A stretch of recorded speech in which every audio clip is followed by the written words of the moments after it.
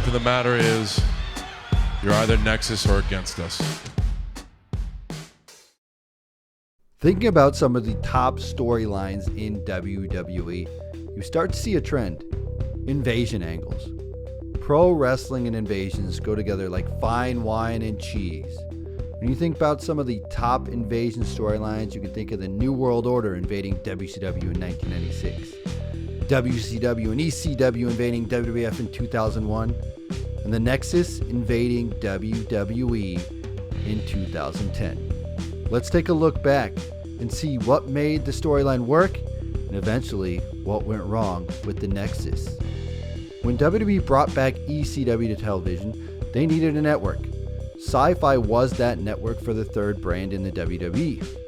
WWE ECW would start off great, but everyone quickly knew that it wasn't going to last in the long run. On February 2nd, 2010, WWE Chairman Vince McMahon announced that ECW would be going off the air and would be replaced with new weekly programming in its slot. It was announced as a groundbreaking original show and the next evolution of television history. The final episode of WWE ECW would air on February 16th, 2010.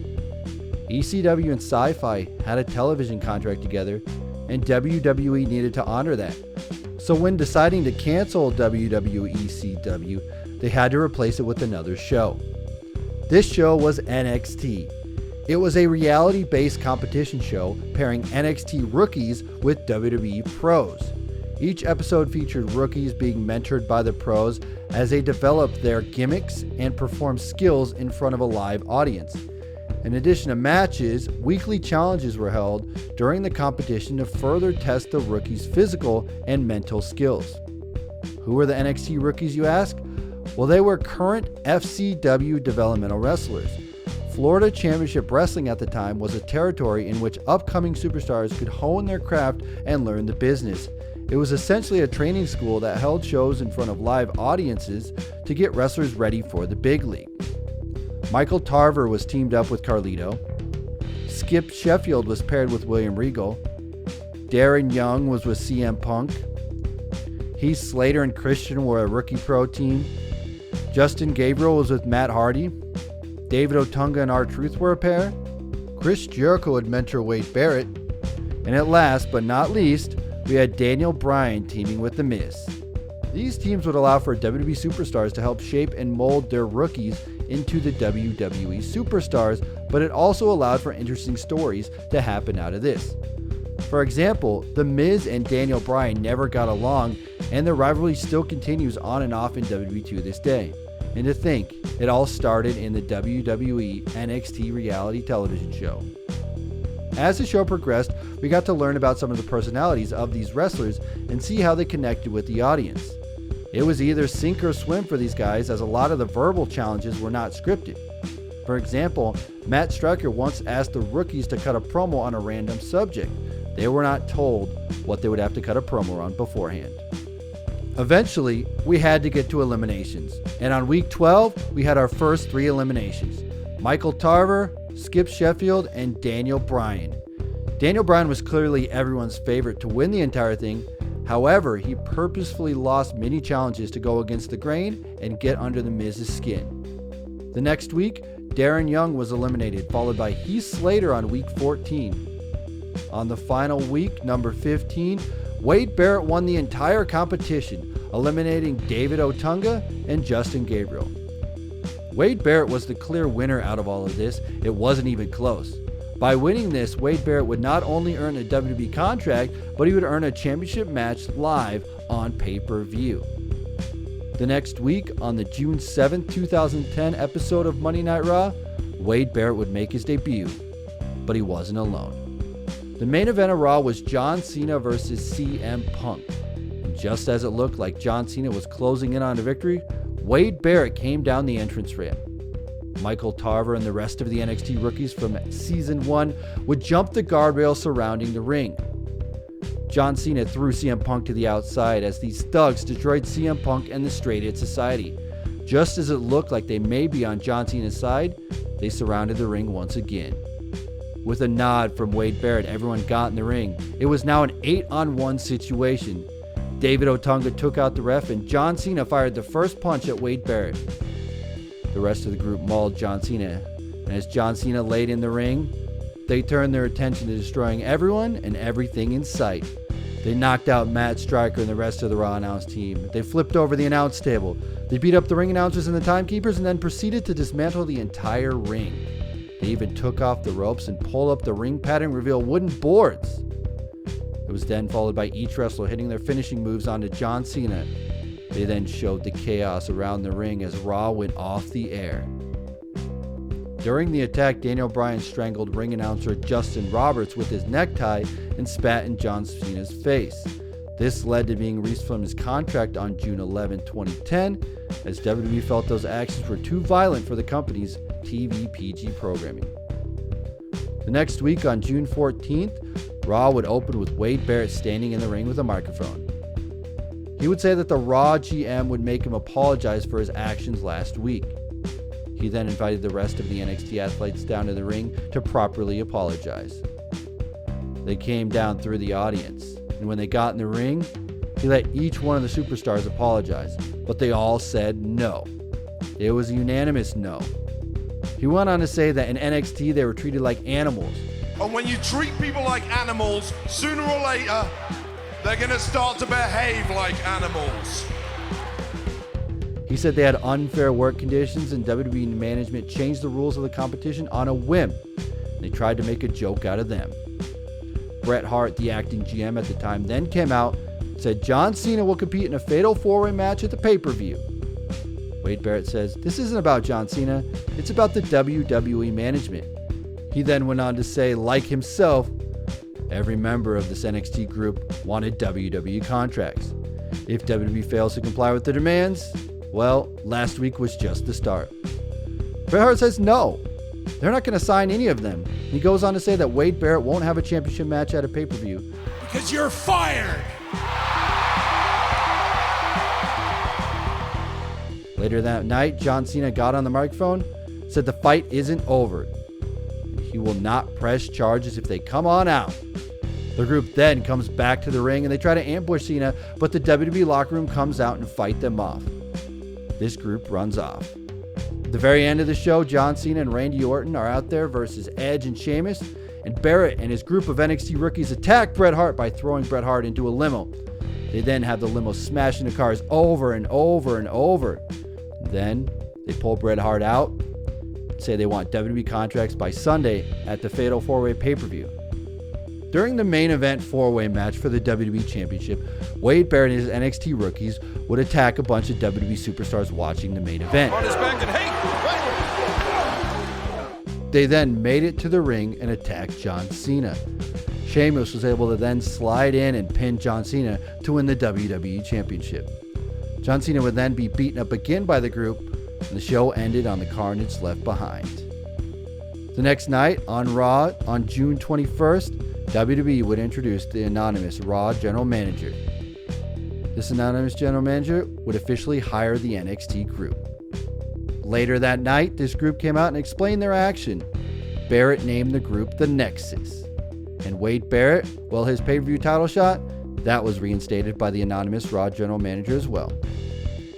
That same night would feature a main event with Sheamus defending his newly won WWE Championship against John Cena, with Mr. McMahon as a special outside guest referee.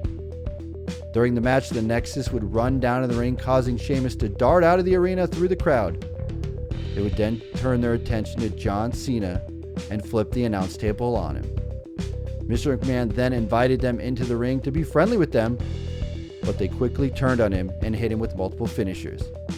Raw would then go off the air, showing all the chaos once again. On July 5th episode of Monday Night Raw, the anonymous Raw GM wanted John Cena and Nexus to have a truce in the ring. Later that night, Wade Barrett met Cena in the ring for a face-off.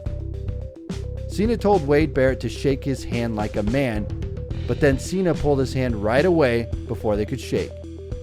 John Cena says that he will take down every member of the Nexus. Wade Barrett says again, it was never about John Cena. This is the bigger picture. He then gives Cena an ultimatum: shake his hand or face serious consequences. John Cena shook his hand, but then goes for an AA. Before he can deliver it, the Nexus runs out and starts attacking John Cena. Then, the Raw locker room runs out and makes a save. We get to a standoff, and the Raw GM tells everyone to stop it now. Cena then puts Darren Young in an STF, and the Raw GM sends another email. Because of Cena's action, he would have faced all of Nexus in a 7-on-1 handicap match next week. Well, the following week on Raw, the match went as expected. Cena got in some offense, but Nexus got the win after Justin Gabriel delivered a 450 splash. Cena would then roll out of the ring and grab a chair and fight them off in the ring. Eventually, Sheamus came out with another chair, and he and Cena kept Nexus out of the ring. On July 18, 2010, at Money in the Bank, the Nexus attempted to get involved in the WWE Championship match involving Sheamus and John Cena in a steel cage. But Sheamus and Cena were able to hold them off and escape, with Sheamus winning the match and retaining the WWE Championship. At SummerSlam 2010, it would be the Nexus facing off of the team of Cena, Bret Hart, Edge, Chris Jericho, John Morrison, R-Truth, and the returning Daniel Bryan. This was a huge moment for Daniel Bryan, as he was kicked out of the Nexus earlier because he didn't agree with them. Now, this was a good showing for the group. However, Cena would get the win after Justin Gabriel missed a 450 splash and Cena made Wade Barrett tap with the STF. According to Edge and Jericho, the original plan was to put Barrett over and establish them as a legit threat to the WWE, with Edge and Jericho being the last members of Team WWE to be eliminated by Barrett. But apparently Cena refused to lose to the Nexus and had the finish changed around. The following night on Raw, in order to find weak links in the group, the Nexus invoked their SummerSlam rematch clause and competed in 7 one-on-one matches against Team WWE, with the stipulation that whichever member lost their match would be exiled from the group. Darren Young was the only Nexus member who lost, as he failed to defeat Cena in the main event. As a result, the Nexus attacked Darren Young with their finishing moves and officially kicked him from the group. At a WWE live event in Hawaii on August 18th, Skiff Sheffield broke his ankle during a tag match where he teamed with David Otunga against the Hart Dynasty. This would put him out of action for the next 2 years, leaving the Nexus with only 5 active members. Wade Barrett would finally use his championship clause that he won in NXT Season 1, but he was unsuccessful in capturing the title in a 6-pack challenge at Night of Champions. The next big moment would be Hell in a Cell 2010, where Wade Barrett would face off against John Cena. If John Cena won or any member of Nexus got involved, the Nexus would be over forever. But if Wade Barrett won, well, John Cena would join Nexus. The match would look like it's going into John Cena's favor as he locked Wade Barrett in the STF. However, a fan ran into the ring and he was taken out by security. Then another fan ran in and hit John Cena with something, helping Wade Barrett get the win. John Cena would now have to join Nexus. It would turn out that those two were in fact not fans, but it was Michael McGillicuddy and Husky Harris from Season 2 of NXT who would later join the group and become a part of Nexus. The next night, on October 4th, 2010, John Cena would become an official Nexus member and wear the Nexus armband. Cena would then have to read off a script written by Nexus. I, John Cena, hereby acknowledge that I am officially a member of the Nexus. You're either Nexus or against us. Oh, man, is this really happening? Cena then would compete in his first Nexus match with Michael Tarver versus Evan Bourne and Mark Henry. Cena would constantly laugh it up and give out autographs to fans, and he refused to tag in whenever Michael Tarver tried. Michael Tarver would lose the match after a World's Strongest Slam from Mark Henry. Then John Cena got on the microphone and said he was going to do the one and only thing that he could do, destroy the Nexus from within.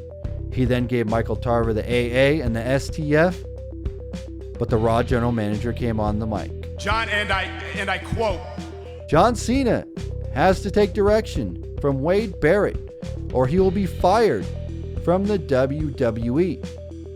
This would take Michael Tarver out of the Nexus. That same night, there would be a number 1 contendership battle royale. During the match, Wade Barrett would force John Cena to eliminate himself in the match. Doing so gave Wade Barrett the win and the chance to face Randy Orton at bragging rights. At bragging rights, Cena would win the tag titles with David Otunga. But Cena would get the last laugh, giving the AA to David Otunga after the match, walking away with the titles. Cena had to make sure that Wade Barrett would win the match versus Randy Orton for the WWE Championship. If he didn't, he would be fired. John Cena ended up delivering the AA to Wade Barrett, and this gave Wade Barrett the win via disqualification. However, as we know, a disqualification means the champion is still the champion. Leading up to Survivor Series, there was a lot of back and forth between David Otunga and Wade Barrett on who was the true leader of the Nexus. At Survivor Series on November 21st, Orton retained the WWE Championship against Wade Barrett following the RKO, and John Cena, well, he was fired from the WWE and kicked out of Nexus. Even though Cena was fired, he would continue to show up on Raw as a ticket holder in the following weeks. He would cause interference in the Nexus matches, including costing Slater and Gabriel the WWE Tag Team Championship. Cena informed the Nexus that his attacks on them may stop, but only on one condition, that Wade Barrett rehires him. Wanting his attacks to stop, David Otunga, on behalf of the Nexus, delivered an ultimatum to Barrett that unless he brought back Cena, he would be kicked from the group. On December 13, 2010, Barrett rehired John Cena, fearing that he would be kicked out of the Nexus. But there was 2 conditions. Cena would face Otunga in the main event, and Barrett and Cena would settle the score in a chairs match at TLC. On December 19th, at TLC, John Cena defeated Wade Barrett in the main event in the chairs match. After the match, John Cena would bury Wade Barrett in a ton of chairs. He pulled on the set and all the chairs fell from the ceiling.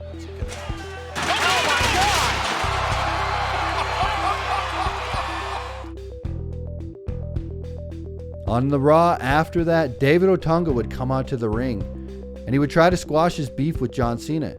He would also say that the Nexus is under new management. All the members of Nexus minus Barrett would attack John Cena, and CM Punk would come down to the ring.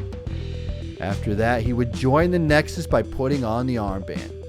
Wade Barrett would finally return to Raw on January 3rd, 2011, and him and CM Punk would have a confrontation in the ring. Barrett was claiming that he was still the leader of Nexus. In the main event, it was going to be a 3-way cage match with either CM Punk or Wade Barrett versus King Sheamus versus Randy Orton. Wade Barrett said as the leader of the Nexus, he would be in that match. Punk said, "Sure, go ahead. I'm a talker, not a fighter. If Wade Barrett can win, he will be the leader of Nexus. But if he loses, he's no longer part of the group." During the match, CM Punk would come down to the ring and climb the cage. He would act like he's helping Wade Barrett, putting his hand out. However, he ripped off the armband and kicked Barrett off the cage. This would cost Wade Barrett the match and let Randy Orton get the win. Wade Barrett was no longer the leader of Nexus. Wade Barrett would be sent to SmackDown to eventually form the group The Core with former Nexus members Gabriel and Slater, who refused to join CM Punk and the new Nexus. Speaking of the new Nexus, CM Punk and the group were around until CM Punk fought John Cena at Money in the Bank 2011, where they were quietly disbanded. In 2010, WWE was in utter need of a shakeup, and the Nexus did just that. Instead of creating 1 star from NXT, they created 8, and they formed the group The Nexus. The original invasion of the group still holds up to this day and might be one of the coolest sights ever. From everyone destroying the ring, beating up all the announcers, and each member delivering their finisher to John Cena. When WWE created the reality TV show NXT, they gave this group just enough notoriety and introduced them to the WWE Universe. It was after they debuted that the group finally started to take shape. If they wanted to make the group important, they had to have them do important things. And nothing's more important than taking out the top star of the company, John Cena. The only major issue with Nexus' story was that they booked themselves into a corner. The only major foe that they really had was John Cena. Sure, there were others, but they were always a part of Team Cena. At SummerSlam 2010, Nexus lost in a big Nexus vs. WWE match, and that really hurt their credibility. The Nexus should have dominated in their first match as a team. The other thing that really hurt them was changing members. Daniel Bryan left Nexus after one appearance with the group and only came back to help beat them. Skip Sheffield and Michael Tarver would leave due to injuries. And sure, John Cena joining the Nexus was cool for a while, but as I said, they booked themselves into a corner. They had two choices. Either Cena could beat the Nexus, or he could stay with them until the end. John Cena would destroy Wade Barrett at TLC 2011, and that would signify the end for the group. Wade Barrett went to SmackDown, and CM Punk took over as leader. The new Nexus was never going to be the same as the original, and it really turned out just to be another version of the Straight Edge Society. If they really wanted the Nexus to be one of the most dominant factions of all time, well, you needed to pull the trigger and give Wade Barrett the WWE Championship.